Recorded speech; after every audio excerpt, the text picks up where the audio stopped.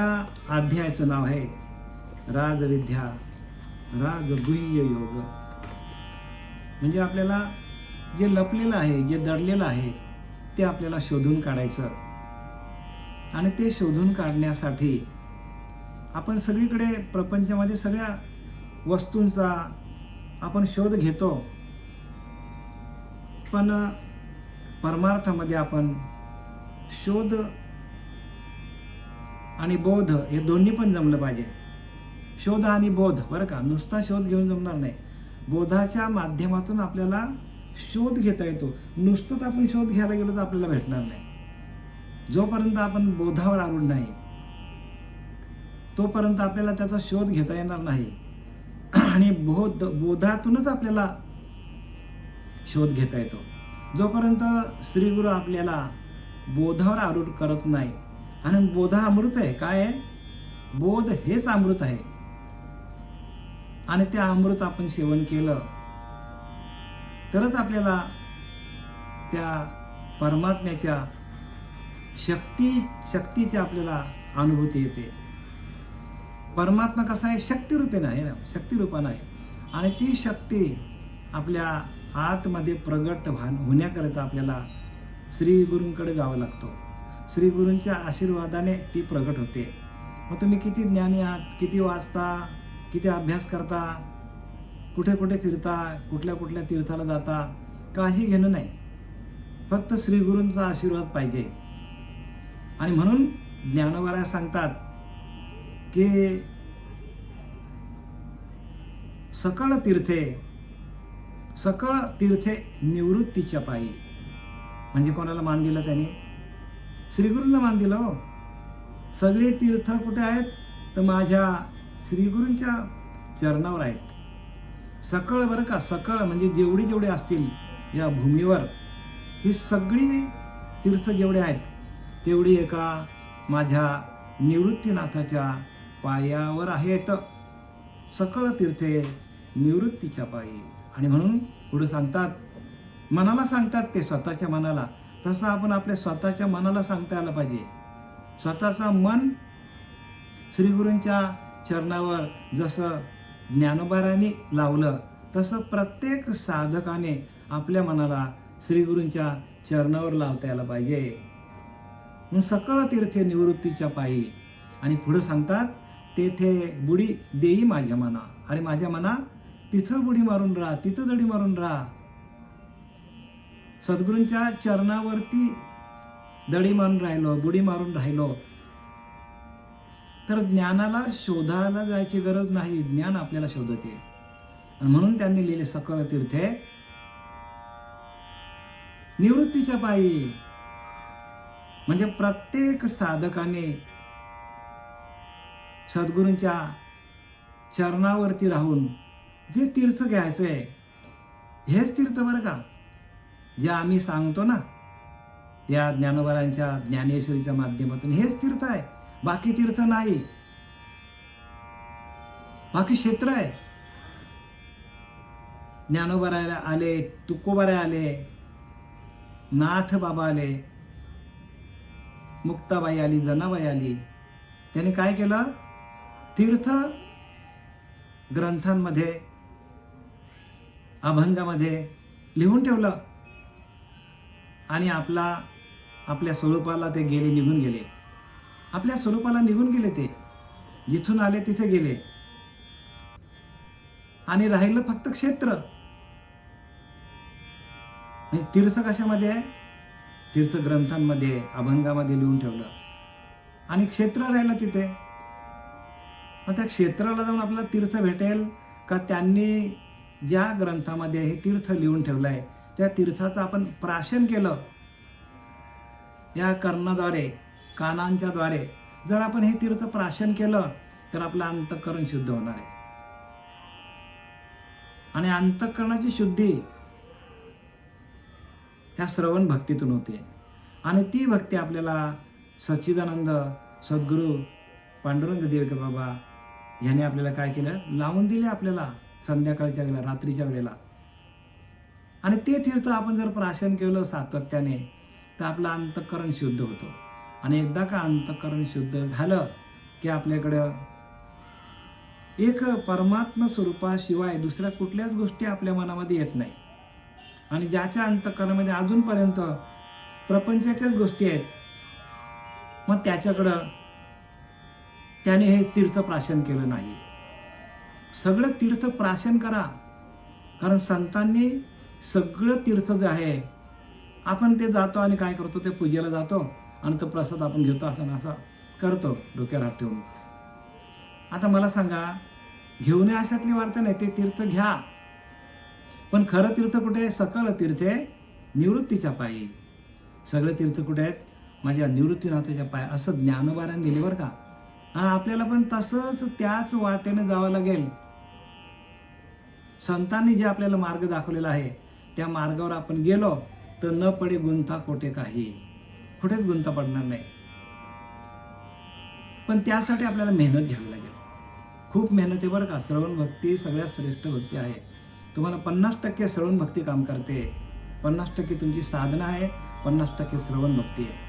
या श्रवणाच्या माध्यमातून आपल्याकडे विवेक निर्माण होतो, वैराग्य निर्माण होतो, आणि म्हणून आपल्याला श्रवण भक्ती करायला पाहिजे. आता आपण या ज्ञानोबारायांच्या ज्ञानेश्वरीमधील अध्याय 9 आणि याचा श्लोक क्रमांक यातील 12 आहे आणि ओवी क्रमांक 175. तैसे मूर्खाचे तया जियाले आणि धीग कर्म तयाचे निपजले, जैसे साबरी फळवाले घेपेना दिजे. ज्ञानोबा सांगतात तैसे मूर्खाचे तया जियाले. ज्ञानोबा आपल्याला आसुर संपत्तीबद्दल सांगतात. आसुर कोण कोण होऊन गेले? आसुरांच्या मोह पडणाऱ्या प्रकृतीचा आश्रय घेतलेल्या लोकांबद्दल ज्ञानोबा सांगतात. ज्यांनी आसुरी प्रकृतीचा, आसुरी प्रवृत्तीचा ज्याने आश्रय घेतलाय, ज्यांना आसुरी प्रवृत्तीचा मोह झालेला आहे, अशा लोकांबद्दल ज्ञानोबा आपल्याला सांगतात. आणि ते कसे असतात आसुर लोक? आणि ते आपल्यामध्येच आहेत बरं का, लांब नाही. आपल्याला वाटायचं आसुर म्हणजे राक्षस, जे मोठे मोठे दात आहेत, ज्यांना मोठ्या मोठ्या दाढ्या आहेत, जटा वाढवल्यात, मोठे मोठे डोळे आहेत, शिंग आहेत, ते आसुर नाही बरं का. आसुर प्रत्येकाच्या पिंडामध्ये आहेत. आणि आसुर ही प्रवृत्ती आहे. आसुर कोणी माणूस नाही आहे. माणसं आणि राक्षस आपल्यासारखी एकसारखीच होती पूर्वी, पण आता पण तशीच आहेत. आता पण राक्षस आणि माणूस एकच आहे, पण प्रवृत्तीमध्ये फरक पडला पाहिजे. प्रवृत्ती राक्षसी आहे, काही लोकांची प्रवृत्ती राक्षसी आहे. म्हणून मांसाहार आपल्याकडे वर्ज्य का आहे? तर त्याच्याने आपल्याकडे आसुरी प्रवृत्ती वाढते, आसुरी विचार वाढतात. आणि आसुरी प्रवृत्ती वाढली की त्या प्रवृत्तीतून भोग घेण्याची इच्छा होते. आणि एकदा का आपण भोग म्हणजे नुसते भोगणे बरं का, काम वासना नाही, सगळ्या प्रकारचे भोग, कामना, इच्छा, आकांक्षा, भावना, लौकिकपणा, हा सगळं आला त्याच्यामध्ये. तैसे मूर्खाचे तया जियाले. आणि काय सांगतात? सावरी वाढीनल्या सरळा वरी फलना तू पोकळा. जसा सावरी म्हणजे ते निवडुंगाचं झाड आहे, आणि ते कुठं सापडतो? तर ते वाळवंटाच्या ठिकाणी सापडतो. आणि त्या झाडाला बघा, त्या झाडाला फूल येत नाही, आतून पोकळ असतो, काटे असतात, कडू असतो, काय कामाचा आहे का तो? तशी ह्या लोकांची वृत्ती दाखवलेली आहे. राक्षसी प्रवृत्तीच्या लोकांची वृत्ती. जसं त्या सावरीच्या झाडाला काटे असतात, तसे यांच्या प्रत्येक या आसुरी प्रवृत्तीच्या लोकांकडे डोक्यामध्ये काटेच असतात. हो, याचं त्याला, त्याचं त्याला लावालावी करायचे आणि काय करायचं? टोचून बोलायचं. ह्याच प्रवृत्ती आहेत या. आणि ह्या प्रवृत्ती जाण्यासाठी ज्ञानोबारांनी सगळं लिहिलेलं आहे. दृष्टांत सिद्धांत, दृष्टांत सिद्धांत. म्हणून सावरी वाढीनेल्या सरळा, म्हणून त्या सावरीच्या झाडाला काय सरळ वाढतो, आणि त्याला सावळी नाही, काय नाही, फल नाही, फूल नाही, फूल पण नाही, फल पण नाही, पोकळ असतो, कडू असतो. हे सगळे गुणधर्म कोणाकडे आहेत? त्या सावरीच्या त्या निवडुंगाच्या त्या झाडाकडे. तसे माणसं आहेत की आसुरी प्रवृत्तीची लोक काय त्यांच्या जोडीला राहून आपल्याला फळ पण मिळणार नाही, आपल्यामध्ये सुधारणा पण होणार नाही आणि कडूच बोल आहेत त्यांचे. म्हणजे वृत्तीचा इथे काय केलाय, वृत्तीचा अभ्यास दिलाय. त्या सावरीच्या झाडाकडे जाऊ नका. प्रत्येक माणसाची प्रवृत्ती अशी झालेली आहे.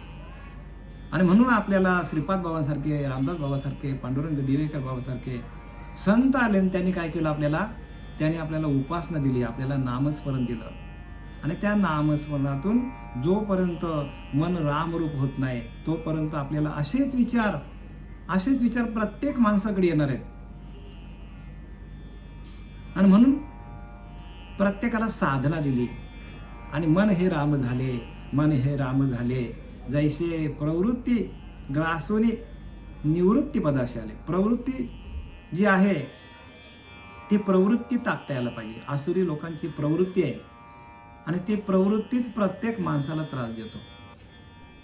आणि त्या प्रवृत्तीच्या बाहेर आपण आलो आणि आपण निवृत्त झालो तर आपल्याला कुठल्याच प्रकारचा त्रास नाही. प्रवृत्तीमधून निवृत्त व्हा. जसे निवृत्तीनाथ महाराज सगळ्या वृत्तीतून निवृत्त झाले. संतांच्या सारखं त्यांनी आपल्याला करायचं ठरवलं, पण आपण त्या मार्गाला चालत नाही. आपण आपलाच हुकमी एक्का बाहेर काढतो. त्याच्यामुळे काय होतं, आपलेच कर्म आपल्याला त्रास देतात, आपलेच विचार आपल्याला त्रास देतात. आणि या विचार आहे ना, ते विचारच माणसाला अधोगतीकडे नेतात. विचारच माणसाला काय करतात, त्रास देतात. आणि ते विचार मन हे राम झाले, जैसे प्रवृत्ती ग्रासून निवृत्त व्हावं विचारातून. आणि धीग कर्म तयाचे निपजले.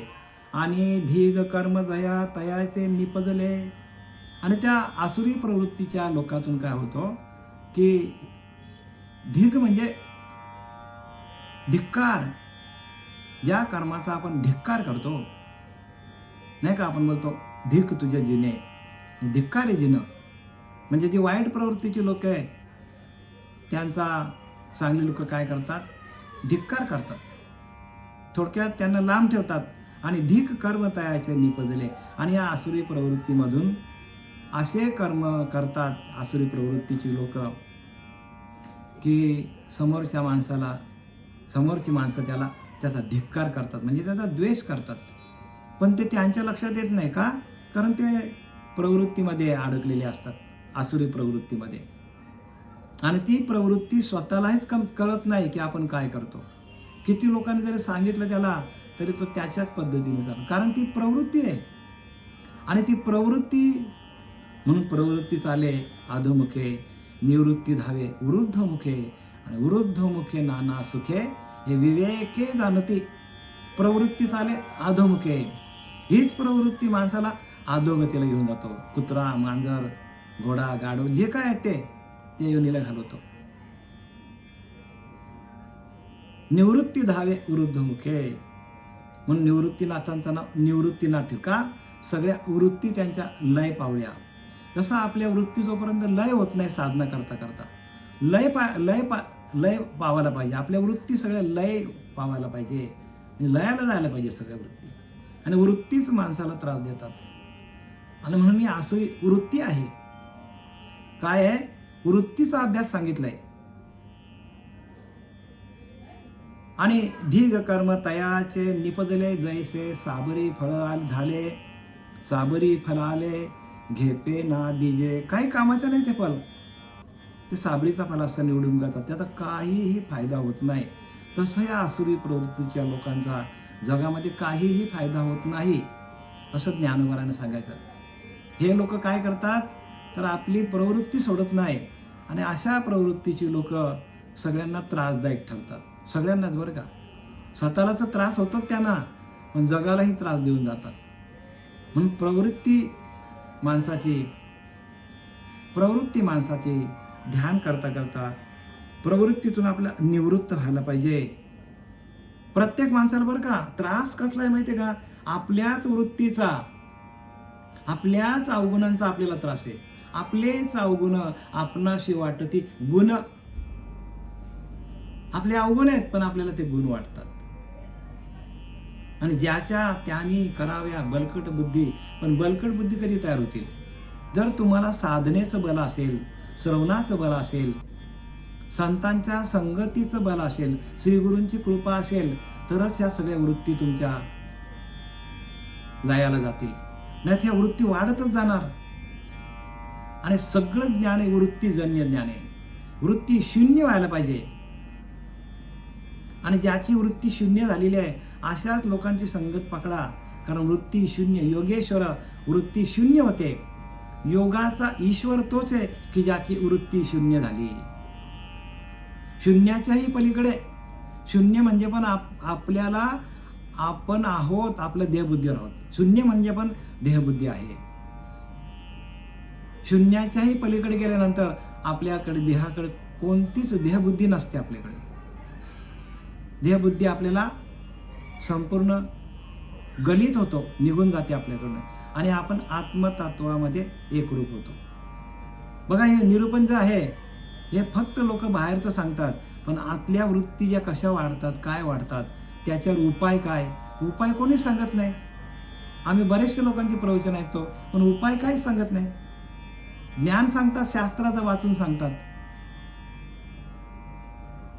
शास्त्राचं वाचून ज्ञान म्हणून वाचून पडून झाले शहाणे. म्हणजे काय करतात? पाठांतर करतात, वाचन करतात, पण अनुभूती काहीच नाही. मग जे ज्ञान आहे ते काय होतं? ते ज्ञानच त्या माणसाला त्रास देतो. ज्ञानाचा पण लय व्हायला पाहिजे. म्हणून ज्ञानोत्तर भक्ती शेवटीला आमचे सद्गुरू पांडुरंग देवकर बाबा यांनी ज्ञानोत्तर भक्ती दिली आम्हाला. नंतर शेवटी ज्ञानाचा पण लय कसा व्हायला पाहिजे? कारण ज्ञान तसंच राहिलं तर त्याचा अभिमान होतो, आणि त्याचा अभिमान आहे तो कोणीच काढू शकत. ज्ञानाचा अभिमान कोणीच काढू शकत नाही. जोपर्यंत श्रीगुरु कृपा होत नाही तोपर्यंत ज्ञानाचा पण लय होत नाही. जैसे साबरी फळ झाले घेपेना दिजे. साबरीचं फळ आहे ते काही कामाचं नाही, ज्ञानोबा सांगतात. तसं जे वृत्ती जी आहे या राक्षसी आसुरी लोकांची जी वृत्ती आहे ती वृत्ती सगळ्यांना त्रासदायक होते. जसा कंस मामा होता बघा, सगळ्यांना त्रासदायक झाला. शकुनी मामा होता. हे मामा लोक खूप खतरनाक असतात. ही त्यांची वृत्तीच अशी असते, आसुरी वृत्ती असते. म्हणजे कोणाला कसा आडवा पाडायचा, लौकिकता आपली कशी मिरवायची, यांच्याकडे त्यांचा जास्त कल असतो. आणि अशी वृत्ती सगळ्यांना त्रासदायक होते. आणि अशा वृत्तीच्या लोकांनी केलेल्या कर्माचा धिक्कार असं सांगतात ज्ञानोबा. आणि त्यांच्या केलेल्या कर्मालाही धिक्कार असो. त्यांचं कर्म त्रासदायक प्रत्येकाला, प्रत्येक माणसाला, स्वतःलाही त्रास आणि लोकांनाही त्रास. म्हणून काय सांगितलंय की वृत्ती शून्य योगेश्वर, ज्याची वृत्ती शून्य झालेली आहे, योग करता करता, ध्यान करता करता त्याचाच पाहावा विचार, त्याचाच विचार घ्या. बाकीच्या लोकांचा विचार आपण घेतला तर आपण अडकलो. वृत्ती शून्य योगेश्वर, त्याचाच पाहावा विचार. दास म्हणे सावकाश विवेकी पाहावा. कारण त्याची वृत्ती शून्य झाल्यामुळे त्याच्याकडे वैराग्य, विवेक प्रगट झालेला असतो. तो आपल्या वैराग्यातून बोलतो, आपल्या विवेकातून बोलतो, आपल्या ज्ञानातून बोलतो. पण हे कोणाला जमत नाही, कारण कोणाला खपत नाही का आपली वृत्ती तशी होत नाही. आणि आपली वृत्ती तशी झाली का आपल्याला ज्ञानाचा तोटाच नाही होत. वाचणं म्हणजे ज्ञान नाही, सांगणं म्हणजे ज्ञान नाही बरं का.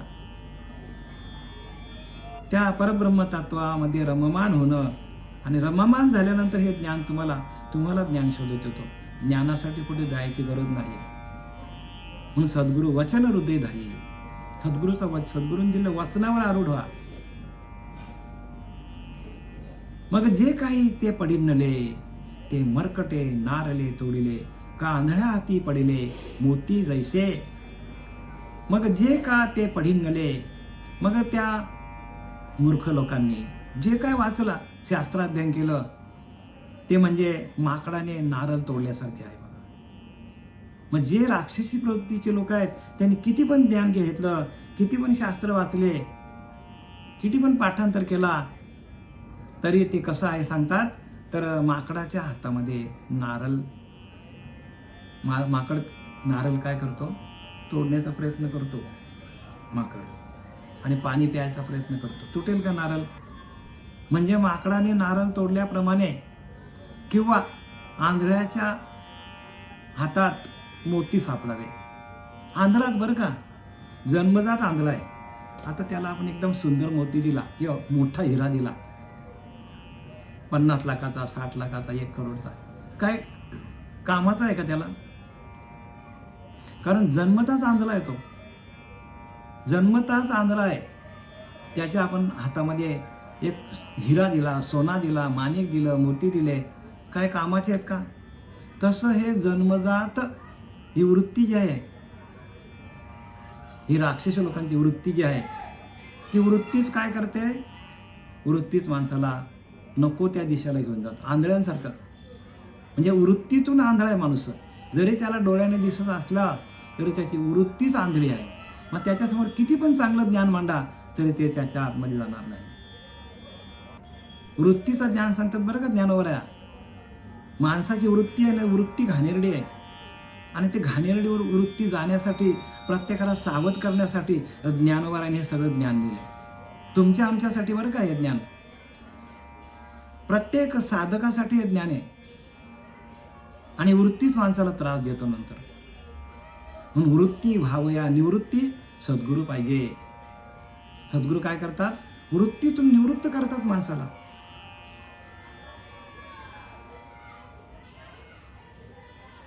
म्हणून ज्ञानोबाराने लिहिलंय, आता मी न करी भ्रांतीचे भ्रमण, वृत्तीशी मार्जन केले असे. बघा ज्ञानोबा स्वतः सांगतात, आता मी न करी भ्रांतीचे भ्रमण, आता माझी भ्रांती सगळी निघून गेली, भ्रमण सगळं सोडून दिलं. इकडे जा, ह्या तीर्थाला जा, त्या तीर्थाला जा, ह्या मंदिरात जा, त्या मंदिरात जा, सगळं भ्रमण करायचं सोडून दिलं. आता मी न करी भ्रांतीचे भ्रमण, माझी भ्रांतीच गेली. एकदा तुमची भ्रांती गेली का तुमचं भ्रमण थांबलं. भ्रांती कशी जाईल, जोपर्यंत आपल्या डोक्यामध्ये विचारांचं वादळ चालू आहे, संकल्प विकल्प चालू आहेत, तोपर्यंत भ्रांती जाणार नाही. म्हणून आयसा घे संन्यास करी संकल्प विकल्पाचा नाश. संकल्प विकल्प गेले पाहिजे आपल्याकडनं. जोपर्यंत आपण ध्यानाला बसलो बघा, आणि आपले संकल्प विकल्प जोरजोरात चालू आहेत, वाऱ्यासारखे वाहतात, काय तुम्ही स्थिर राहणार? स्थिर राहू शकत नाही माणूस. का आपले विचारच आपल्याला त्रास देतात. जसे जसे आपण विचार करू ते विचारच आपल्याला त्रास देणार आहेत, साधनेला बसून देणार नाही. ज्ञान तुम्हाला कमवायचं असेल तर वृत्ती शून्य व्हायला पाहिजे. आणि एकदा वृत्ती शून्य झाली का शून्याच्याही पलीकडे माणसाला जाता येतो. शून्य म्हणजे पण देहबुद्धी आहे, म्हणजे आपल्याला जाणीव आहे. जिथं जाणीवच नाही, म्हणून ज्ञानोबा सांगतात, जाणीव जेथे निघे विचार मागुता पावली निघे, तर्कू आईने निघे अंगी जायच्या, अर्जुना तया नाव ध्यान, येर प्रपंच हे विज्ञान, तेथे सत्यबुद्धी हा ज्ञान जाण. आता अज्ञानावी हरपे विज्ञान निशेष करपे, आणि ज्ञान ते स्वरूपी होऊन जायचे. बघा स्पष्ट सांगतात. आता अजून किती स्पष्ट सांगणार सांगा तुम्हाला. जाणीव जिथं नाही रे, बघा जाणीव पण नाही हो, मी ध्यान करतो ही पण जाणीव नाही तेथे. विचार मागुता पावलीने, विचार मागच्या मागे पळून जातात, विचारच नाही तिथे, वृत्ती शून्य होऊन जाते.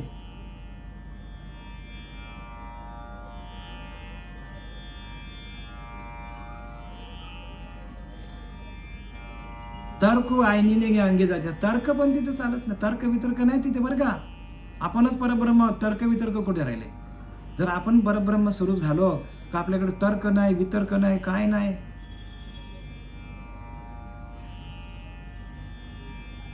म्हणून तो नाथबाबांचा जो भिक्षुगीत आहे त्याच्यातला तो कंजूस ब्राह्मण आहे, तो बघा जगामध्ये फिरायला लागला सगळीकडे, कारण वृत्तीच राहील ना त्याच्याकडे.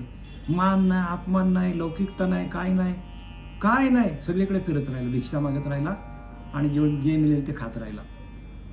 वृत्तीच राहिली नाही, निवृत्त झाला तो सगळ्या दुःखातून, सगळ्या लौकिकतेमधून निवृत्त झाला. आणि एकदा का निवृत्त झाला, म्हणून आपला जो पंथ आहे हा नाथ, हा निवृत्ती नाथांचा पंथ आहे.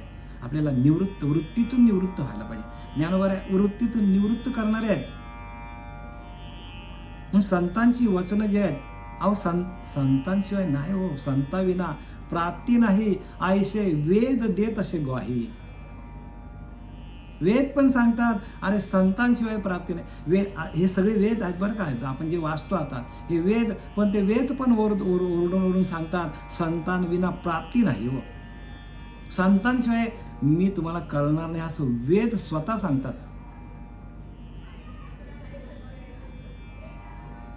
अहो ज्याच्या मुखातून वेद निघाले, ज्याच्या घोरण्यातून वेद निघाले, तो भगवान कृष्ण परमात्मा स्वतः सांगतो 4थ्या अध्यायामध्ये, ते ज्ञान पैगंबरवे जरी मनी आथे आणावे तरी संताया भजावे. काय सांगितलंय? वेद वाचावे सांगितले का? ज्यांच्या झोपेत गेल्यानंतर ज्यांच्या घोरण्यातून वेद निर्माण झाले, असा कृष्ण परमात्मा जागृत अवस्थेमध्ये सांगतो, ते ज्ञान पैगंबरवे जरी मनी आथे आणावे तरी संताया भजावे. संतांची सेवा करा. ते ज्ञानाचा कुरुठा साठा आहे त्यांच्याकडं. ते सेवा हा दारवंटा बघा, त्यांची सेवा करणं, त्यांच्या दरवाजा घासणं, दरवाज्यात जाणं, तो स्वाधीन करी सुभटा. ओळगुणी ओळख आणि स्वाधीन कर. सुभटा अर्जुना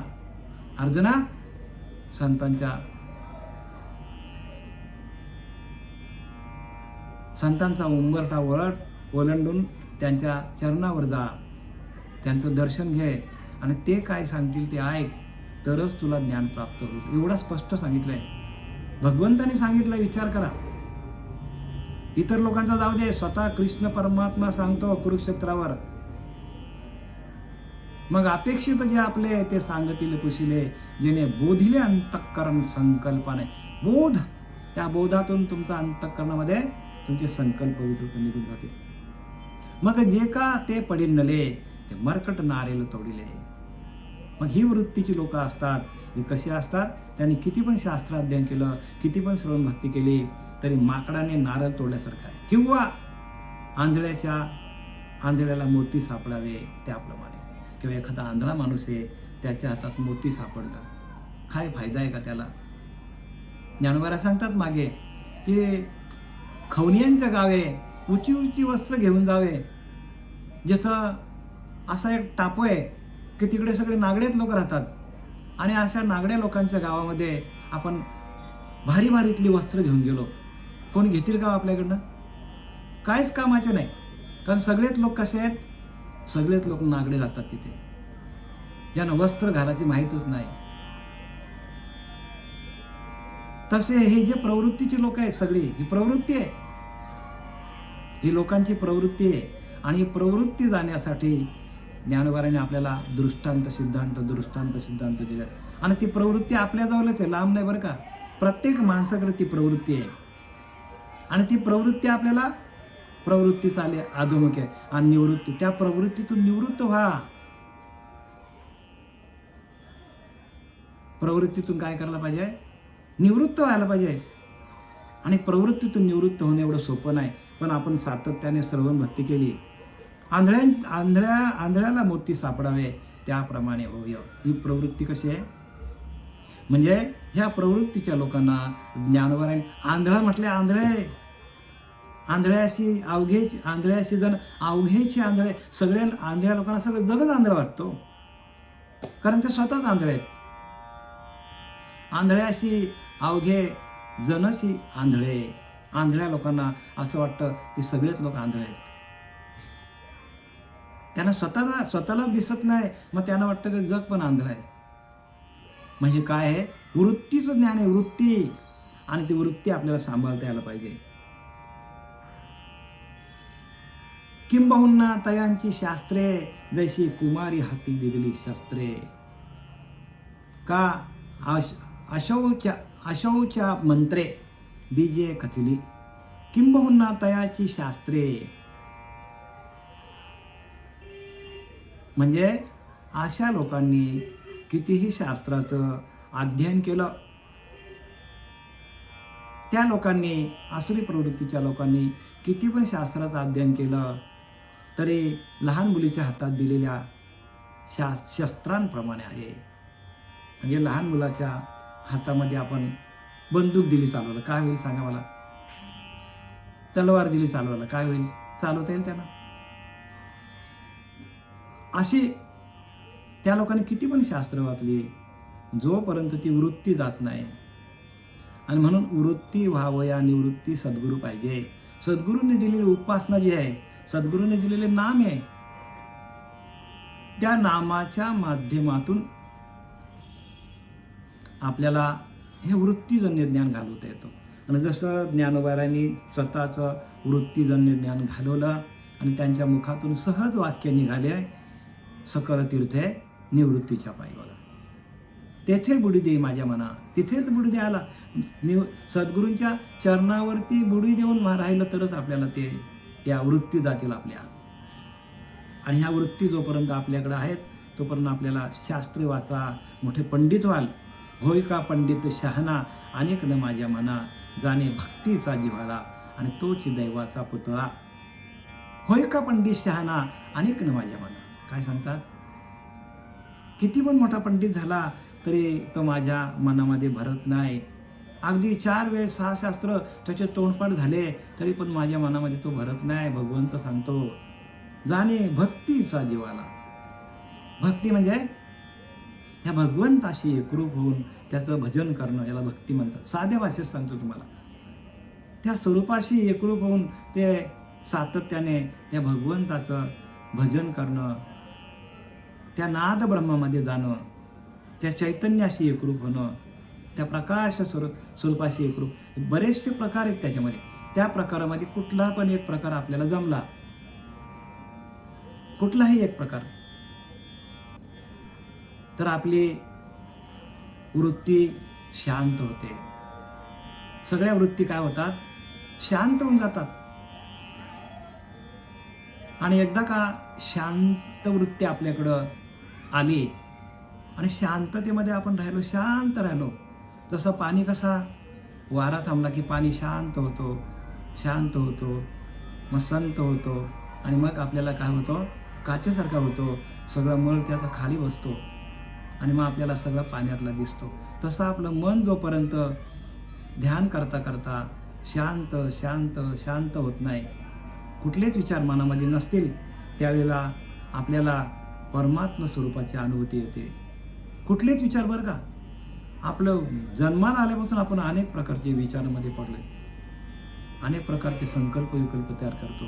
एका तासामध्ये कोटी वेळा सृष्टी होती जाते दृष्टी पाहितोची. एका तासामध्ये कोटी वेळा सृष्टी निर्माण करतो आपण. एका सेकंदामध्ये माणूस विचार करता करता गावाला घर बांधतो. आपण असा घर बांधू, तसा बांधू, एवढा पैसा खर्चू, तेवढा खर्च करू आणि दुसऱ्या मिनिटाला मोडून टाकतो. प्रवासात गेलो का आपण असा करू, इकडे जाऊ, तिकडे जाऊ, सगळे ठिकाणं आपली तयार असतात. बसलाय कुठे? ट्रेनमध्ये, आणि विचार कुठला करतो? अमुक तीर्थाला जाऊ, तमुक तीर्थाला जाऊ, तिथून अमुक बस पकडू. सगळे विचार. एक मिनिटभर काय करतो? विचार करतो आणि दुसऱ्या मिनिटाला सगळे स्वप्न गेलेले असतात. म्हणजे विचार काय करतो? विचारच आपल्याला नको तिकडे नेतात आणि विचारच ताबडतोब मोडून टाकतात. म्हणजे एका तासामध्ये कोटी वेळा सृष्टी निर्माण करतो माणूस आणि मोडून पण टाकतो. बघा, प्रत्येकाने तुम्ही तुमच्या मनाचा अभ्यास करा की सकाळी उठल्यापासून तुम्ही कसले विचार करता. बघा, कोणाच्या मुलीचं लग्न होत नाही तर मुलीचा विचार करत बसतो, कोणाच्या मुलाचं होत नाही तर मुलाचा विचार करत बसतो, कोणाला नोकरी नाही तर नोकरीचा विचार. आणि एका तासामध्ये कोटी वेळा काय करतो? सृष्टी निर्माण करतो आणि मोडून पण टाकतो. अशा आपल्या जीवनामध्ये जन्माला आल्यापासून मरेपर्यंत आपण कितीतरी सृष्टी निर्माण केल्या असतील आणि त्या मनाला सवयच लागलेली विचार करायची. आणि ते विचार ज्या वेळेला थांबले जातात त्यावेळेला आपल्याला आपल्याच आतमध्ये असलेल्या त्या परमतत्वाची आपल्याला अनुभूती येते आणि आपले अष्टसात्विक भाव होतात. आणि मन एवढा स्वच्छ होतं की तुम्ही जे काही वाचाल ग्रंथ, त्या ग्रंथांचं तुम्हाला पारदर्शकता तुमच्या बुद्धीकडे येते. ह्याचा अर्थ असा, ह्याचा अर्थ असा. तुम्हाला अर्थ सांगायला कोणाची गरज लागणार नाही, कारण भगवत स्वरूप होतो. सांगितलं की नाही की तर्कू आईनीने अंगी जायच्या अर्जुना तया नाव द्यान. कुठलाच तर्क राहत नाही. ये प्रपंच हे विज्ञान, प्रपंच सगळं विज्ञान आहे. त्यात सत्य बुद्धी हा ज्ञान जाण. म्हणजे संसाराला, प्रपंचाला खरं मानणं हे अज्ञान आहे. त्याचं सत्य बुद्धी हे अज्ञान जाण. संसाराला खरं मानणं हेच अज्ञान आहे आपलं. अज्ञान म्हणजे काय? आपण ज्या प्रपंचामध्ये अडकलोय तो प्रपंच आपल्याला जोपर्यंत खरा वाटतो तोपर्यंत आपल्याकडे अज्ञान आहे. सो ज्या दिवशी तुम्हाला वैराग येईल, त्या भिक्षुगीतासारखा, कोणासारखा? त्या उज्जैनी अवंती नगरीमधील त्या कंजूस ब्राह्मणासारखा जेव्हा आपल्याला अनुभव येईल की संसाराचा तिटका राहील, त्यावेळेला ज्ञान आपल्याकडंच आहे, कुठं लांब जात नाही. पण देहबुद्धी आपली जात नाही.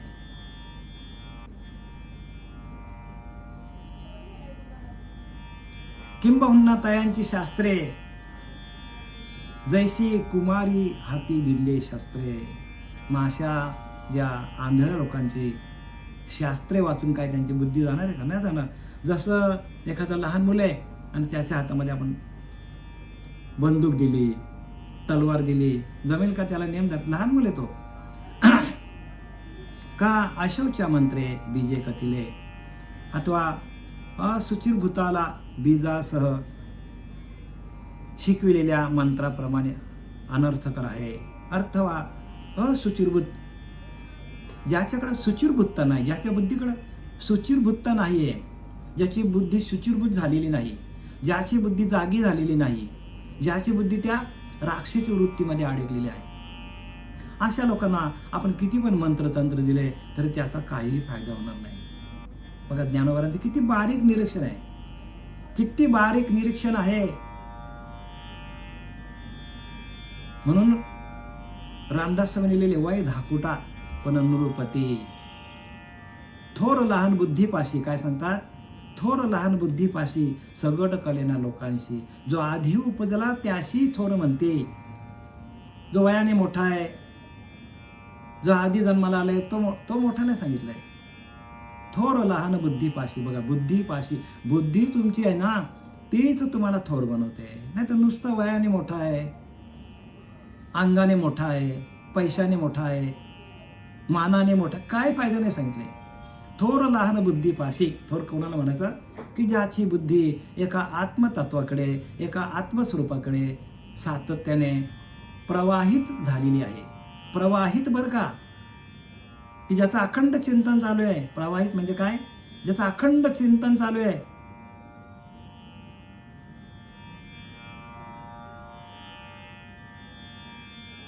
तोच कोण आहे? तोच योगी आहे. तोच योगी आहे. आणि तोच योगेश्वर म्हणजे योगाचा ईश्वर. योग म्हणजे जोडणे, योग म्हणजे ध्यान, योग म्हणजे आपल्याला जे का आपण योगाभ्यास करतो ते ना सांगितलं बरं का. योग म्हणजे जोडणे, भगवंताच्या त्या स्वरूपाशी एकरूप होऊन भगवंताचा भजन करणं, भजनानंदामध्ये जाणं, त्याला योग म्हणतात. बघा मी आता कितीतरी प्रवचन ऐकतो युट्यूबवर, पण कोणी ह्या आतल्या गोष्टी कोणी सांगत नाही. बाहेरचं सगळं कथारूपाने सगळे सांगतात. अरे पण आपण शुद्ध कसं होणार? प्रत्येक साधक शुद्ध कसा होणार? प्रत्येक साधक साधनेच्या माध्यमातूनच त्याला ज्ञान व्हायला पाहिजे, शास्त्र वाचून नाही. मग काय लिहिलं त्यामध्ये? की जोपर्यंत जीवबद्ध आहे तोपर्यंत शास्त्र सिद्ध आहे. जीव सिद्ध, शास्त्रबद्ध. बघा काय सांगतात ज्ञानोबा. जीवबद्ध, शास्त्रसिद्ध. जीवसिद्ध, शास्त्रबद्ध. मग आपण काय करायला पाहिजे आता? आपणच सिद्ध व्हायला पाहिजे. शास्त्र काहीच कामाला येणार नाही.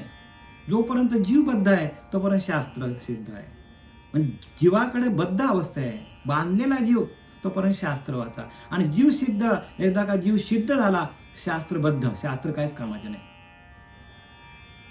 कुठे आम्ही शास्त्र वाचली महाराज? कुठलं शास्त्र वाचलं आम्ही? जीव सिद्ध झाला सद्गुरु कृपेने, शास्त्रबद्ध. शास्त्र काय कामाचे नाही. कारण प्रत्यक्ष ज्याने ज्याच्या घोरण्यातून वेद निर्माण झाले,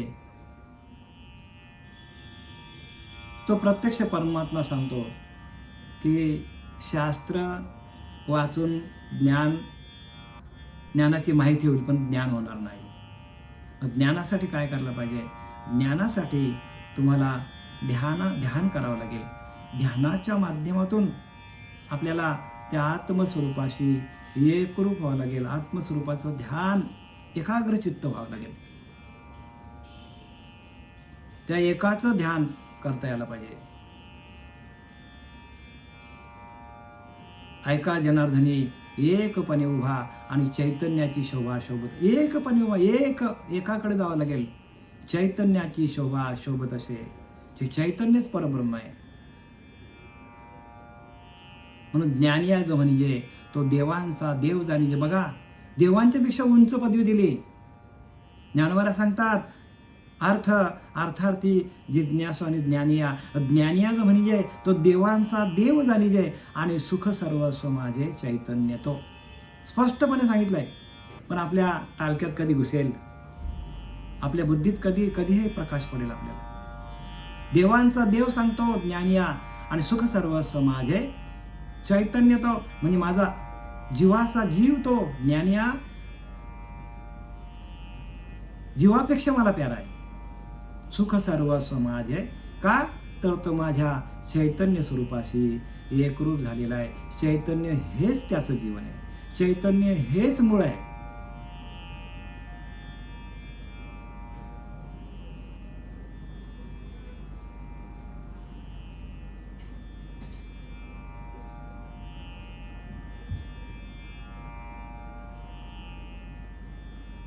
तैसे ज्ञान जात तया आणि जे काही आचरले गा धनंजया, त्या अवघेच गेले वाया जे चित्तहीन.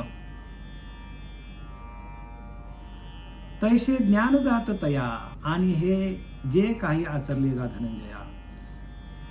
म्हणून काय सांगतात बघा, अरे धनंजया, भगवंत सांगतो की त्याचप्रमाणे ज्याचे चित्त त्यांच्या स्वाधीन नाही, त्यांचे बाकीचे सर्व ज्ञान आचरण हे सर्व व्यर्थ आहेत. बघा,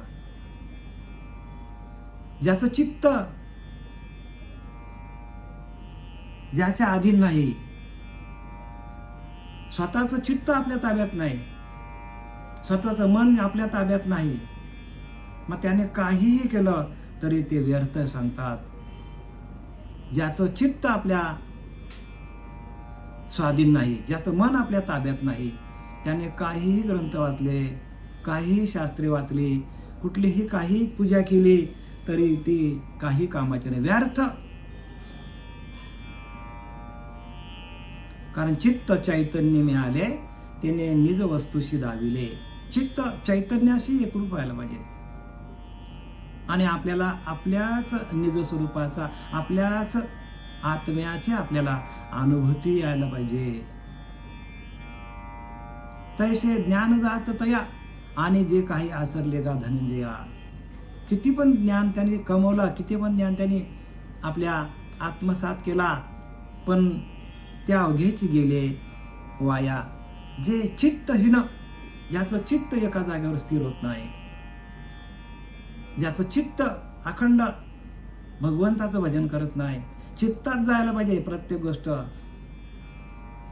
आणि ज्याच्या चित्तामध्ये नामस्मरण आहे त्याच्याकडे 100% अहंकार. कारण अहंकार धरी सोहमपणा लिहिले की नाही. चित्त कशातून तो प्रगट होतो? तर सोहम तत्वातून चित्त आपलं चैतन्यमय होतं. म्हणून अहंकार धरी सोहमपणा. जोपर्यंत त्या अहंकाराच्या जागेवर सोहम तत्व प्रकाशित होत नाही, नाम प्रकाशित होत नाही, तैचित्ती प्रगटे चैतन्य घन. बघा, तोपर्यंत चैतन्य नावाचा ईश्वर आपल्या आतमध्ये प्रकाशित होणार नाही. मग मनच होई उन्मनी अवस्थेला जातो माणूस. जागृती, स्वप्न, सुसुप्ती, तुर्या आणि उन्मनी अवस्था. आणि या उन्मनीच्या सुखा. बघा, उन्मनीमध्ये सुख आहे. सगळ्या अनुभवाच्या गोष्टीत बरं का. आता हे तुम्हाला कोण सांगणार आहे? मग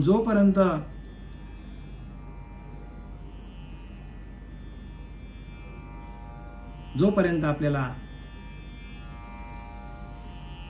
शास्त्र कधी आहेत, शास्त्र सिद्ध अवस्था झाली तर शास्त्र कळतील. जीवबद्ध शास्त्र आणि जीवसिद्ध शास्त्रबद्ध. जोपर्यंत जीव आपला सिद्ध होत नाही तोपर्यंत शास्त्र कळणार नाही. जीव सिद्ध झाला की शास्त्र बंद, आपोआपच बाजूला होतात शास्त्र. मग मी कुठल्याही ग्रंथातली कुठली ओळी वाचा, ते तुम्हाला बरोबर तिथपर्यंत नेईल. कारण तुमचा अंतःकरण संतांच्या प्रमाणे होतो. संत जसे जसे ज्या मार्गाने गेले संत, त्या मार्गाला आपला चित्त जातो. आपण संसारामध्ये आहोत, प्रपंचामध्ये आहोत, पण आपला चित्त त्या जे सर्व संत ज्या मार्गाने गेले त्याच मार्गाला आपलं चित्त जातो. मग सगळा अभ्यास कसला आहे? चित्ताचा अभ्यास आहे. आणि ते चित्त आपल्याला कसं असतं आपल्याला बघा. म्हणून अहंकार धरी संपन्न ताई चित्ती प्रगडे चैतन्य घन मग मनोची होईन म्हणा बुद्धी निश्चय पूर्ण परब्रह्मे. बुद्धीचा निश्चय असा होतो की ते परब्रह्म मीच आहे, अहम ब्रह्मास्मी, आपणच परब्रह्म आहोत, असा बुद्धीचा दृढ निश्चय होतो. दृढ निश्चय व्हायला पाहिजे की आपणच परब्रह्म. पण ते कधी जर भगवंताच्या नामाचा स्पर्श झाला तरच, नाही तर नाही. नाही तर मग सगळं असंच लोक बाहेरचं सांगणार, चांगले कीर्तन गाणार, प्रवचन करणार, बाहेरच्या गोष्टी सांगणार. पण सिद्ध अवस्था ही सिद्धाकडूनच शिकायची. संत सिद्ध एकच अवस्था आहे. आपली वेळ आता संपलेली आहे. आपण आता 78 होईपर्यंत 178 पर्यंत आपण आलेलो आहोत. आणि उद्याचा भाग जो आहे तो 169 पासून सुरुवात करणार आहे. तर झालेली सेवा आपले सच्चिदानंद सद्गुरू श्रीपाद बाबा, रामदास बाबा, नारायण बाबा, रोहिदास बाबा, पांडुरंग देवेकर बाबा, गजानन महाराज, शरद महाराज, प्रकाश महाराज, ह्या संपूर्ण संतांच्या चरणावरती मी जी काय झालेली सेवा आहे ते मी समर्पित करीत आहे.